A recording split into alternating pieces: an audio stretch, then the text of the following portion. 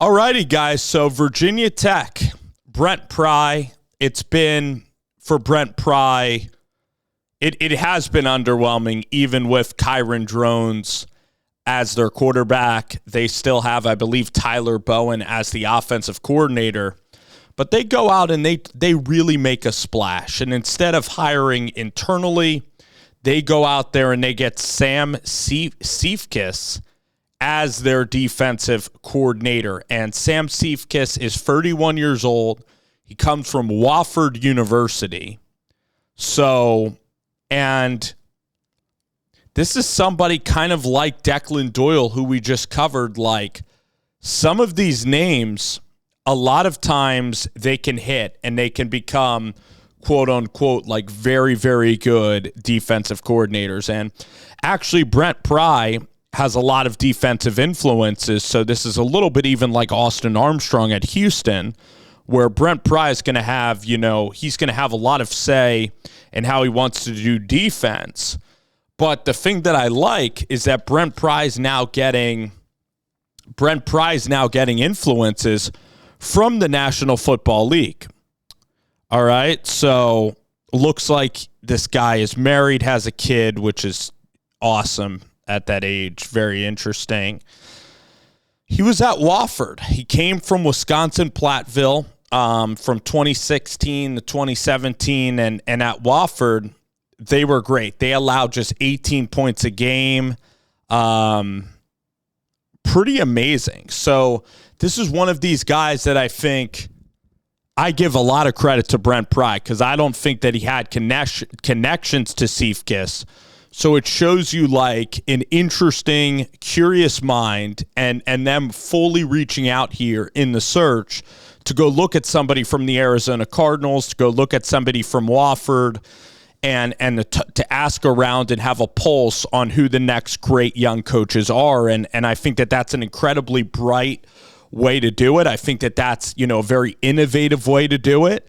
And for Brent Pry, like, I'm really excited to see like what they can create, like defensively, if they can come up with some cool blitzes and play more consistent football. Now, of course, with Virginia Tech, like, the recruiting has just been really average under Brent Pry. The transfer portal has been a little bit better in terms of like weapons, whether it be running back or wide receiver.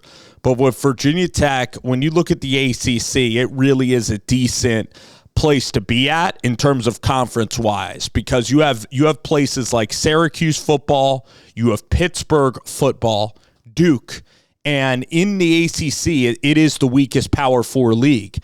And actually, you're at Virginia Tech, and I say this actually because of the changing landscape. Well, really, with Clemson and Florida State down, with Miami is a program that, again, like Syracuse was right there, and you were actually right there, Virginia Tech, in terms of almost beating them. So this team, with Kyron back as a senior, it should be an 8 or 9 win season at Virginia Tech. So at Virginia Tech in the ACC, you're Brent Pry. You can make a pretty cushy gig in terms of going like 10 wins. I mean, SMU in Dallas. Now, Dallas is a very good recruiting area, but Virginia Tech, up until, 5 years ago, Virginia Tech is still a better football program than SMU. I mean, in the 80s, SMU was great.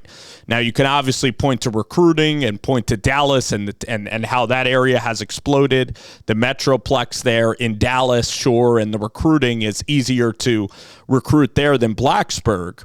So I understand the changing landscape, and I know that Bill Belichick's also going to go, he's at North Carolina, Manny Diaz, so the coaching is getting, pretty damn good in the ACC. Jake Dickert's an underrated head coach, but Virginia Tech should still be better than Virginia, and Virginia Tech should try to win like 8 or 9 games, and this defense should really be creative, and this football team should flat out just be more consistent. Like, when they go to Vanderbilt, they shouldn't give up that second half lead.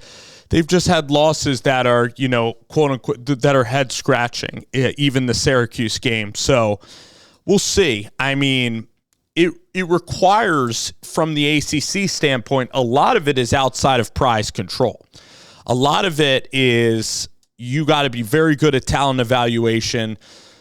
A lot of it matters about the boosters. You know, who's going to spend a ton of money on players? That's the NIL game. And Miami and Florida State are making waves. Really, Miami is making waves in that department. They're spending probably triple to maybe quadruple what Virginia Tech's going to be spending on a roster with Carson Beck. But meanwhile, for Siefkes, he loves college football. And this is I love the Cardinals, how they call defense. Like, I think Nick Rallis is really creative. I think they try a lot of different things schematically, defensively. I think Jonathan Gannon's very bright. I just think that there's so many talented coaches on Arizona. I think that Arizona is one of the most innovative coaching staffs in the NFL, even along with the Seattle Seahawks. So I love this move. Like, I love turning to a young, like, innovative, hire over like an old and stale hire. Like, the old and stales can absolutely fail you.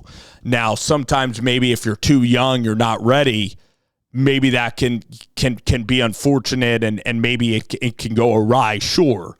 But actually, most of the time, you see older offensive coordinators that are retreads. You see them become stubborn, stale, and you see them actually get replaced a lot of the time. So I'm all in favor of this. I think Virginia Tech needs a little spice. It needs some interesting schemes, and Brent Pry's really tight with his friends. But again, that could be a way that you stunt growth sometimes, just being so loyal. You and your friends as coaches need to go out there and continue to always innovate. And I know that Brent will do that. So anyway, in short, I like the hire for sure.